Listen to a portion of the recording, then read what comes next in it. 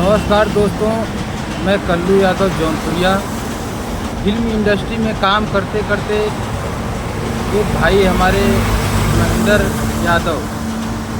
यादव की जान चली गई। इमली सीरियल में फिल्म सिटी में इमली सीरियल में उनका करंट लगने से देहांत हो गया।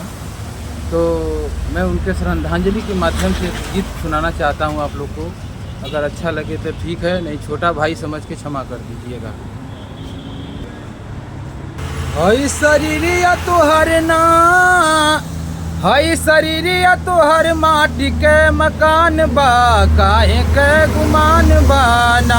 हई शरीरिया तोहर माटी के मकान बा, काहे के गुमान बा। जन्म दिहल बाबू माई, करम लिखल रघुराई। जन्म दिहल बाबू माई, करम लिखल रघुराई।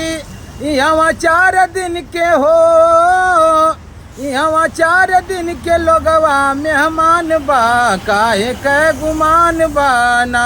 यहाँ 4 दिन के लोगवा मेहमान बा, काहे के गुमान बा।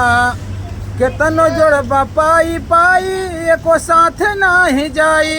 केतनो जोड़बा पाई पाई, एको साथ नाही जाई। तोहके जाए बदेना, तोहके जाए बदे बांस के विमान बा, काहे के गुमान बाना। तोहके जाए बदे बांस के विमान बा, काहे के गुमान बाना। कैला राम जी के नाम, कैला राम जी का भजन कहाँ ध्यान बा। हाँ, कैला राम जी का भजन कहाँ ध्यान बा, काहे के गुमान बाना। कैला राम जी का भजन कहाँ ध्यान बा, काहे के गुमान बाना। एक सुनिया भैया ना, एक सुनिया भैया कल्लूया न जान बा, काहे के गुमान बाना। एक सुनिया भैया कल्लूया न जान बा, काहे के गुमान बाना। भैया महेंद्र का सहज गयल जान बा, भैया महेंद्र का सहज गयल जान बा, केहू का न ध्यान बाना।